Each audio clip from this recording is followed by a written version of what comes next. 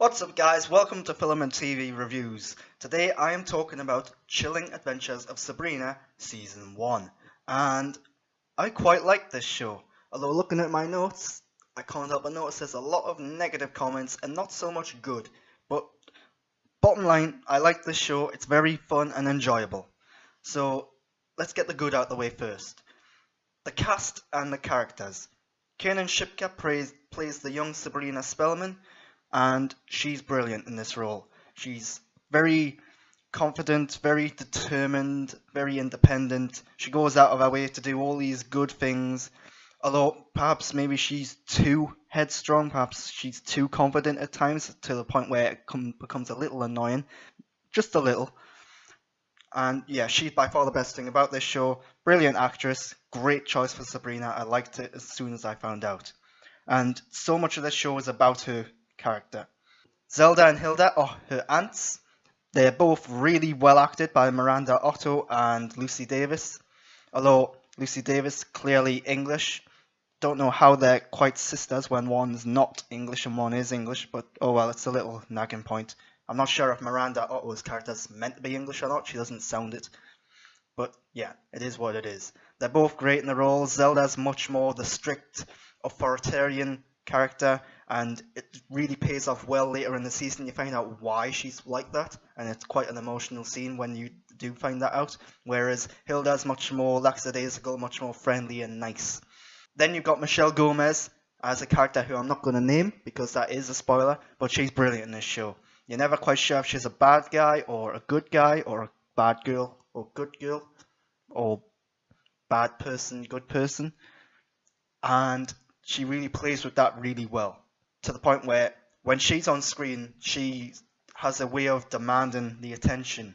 Should we note the story here, this is not a new version of Sabrina the Teenage Witch. This isn't a darker version of the Melissa Joan Hart classic TV show. This is very much based on the comic book series Chilling Adventures of Sabrina. It's darker, more serious, more adult, let's say, and I think it really does a good job of differentiating itself from that classic show. So that's the good things. I also want to praise the costumes and the sets. Those are really stylish, really well done and well made. The mise-en-scène, brilliant. But let's get into the negatives now. Cinematography. This has been a real nagging point for me in this show, because so much of this show should look great, but it just looks absolutely ugly. The cinematography is a big problem. There's a lot of fisheye lens use, so everything in the center of the screen is in focus, then everything on the outside is all blurry or distorted. I understand why this has been done. It's been done primarily in the scenes featuring magic. It makes it feel odd or uncomfortable or like eerie, and it adds to the horror in a way. But it's far too distracting, and it happens far too often. Sometimes there's no real good reason for it to be there, and I hope they correct that and get rid of it for the second season. Problem is, the second season is already in development. Maybe this criticism that I have seen other people comment on isn't going to be addressed quite as soon as we'd like. But otherwise, the show is a really good looking one. It's just whenever this fisheye lens is in use, it just becomes distracting and annoying. In the same sort of area, the special effects and the costumes for the more fantastical, horrific elements are kind of bad. There's a character called the Dark Lord. I'm not going to describe what he looks like, but it's so silly and cheesy. You always only ever get little glimpses of him, and he's often in shadows and darkness, so it kind of covers up how bad the costume looks, but you just can't escape the fact that this is a really bad costume, and it looks like he's wearing like a foam mask at times. But yeah, minor point really, because you do rarely see him, but he is a really important character or figure in the show, so it does stick out. CGI as well at times. There's not a huge deal of CGI, but whenever it's there, it does look a little odd and out of place. Getting back to the story a little, one of the big problems with the show is that it doesn't really know what it wants to be.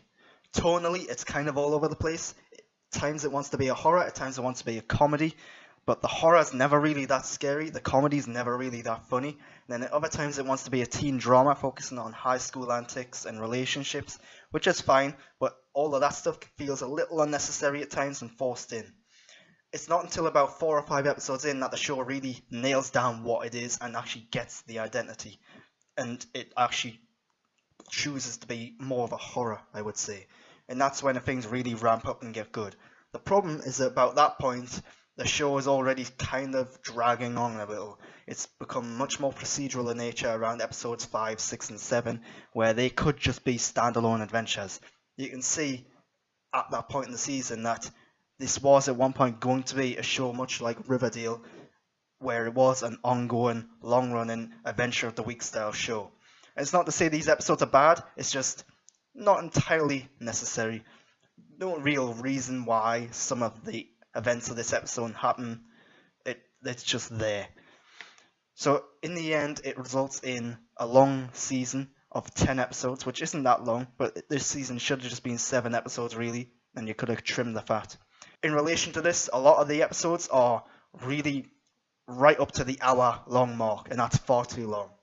A lot of these episodes do drag in places, with the exception of maybe 1 or 2, the final included. I think the final is a really good episode, probably the best episode of the season, and I think that's a good thing. I always think the final episode should be at least one of the best episodes of the season. So that's the Chilling Adventures of Sabrina, and on the whole, I really liked it. I thought it was fun and enjoyable. I have got some big issues with it. Hopefully they'll correct them as the show goes on and as it learns from its mistakes. On the whole, the characters are really fun and likable. Acting is brilliant. I really like Kiernan Shipka as Sabrina. It's a far cry from Sabrina and the Teenage Witch, but you shouldn't really compare it to that show. It's not an adaptation of that show. I like the darker take on it. I like the use of horror. Towards the end of the season, it really finds what it is and what it wants to do. And I do recommend this if you're looking for something to watch over the winter months now. But yeah, thanks for watching this review.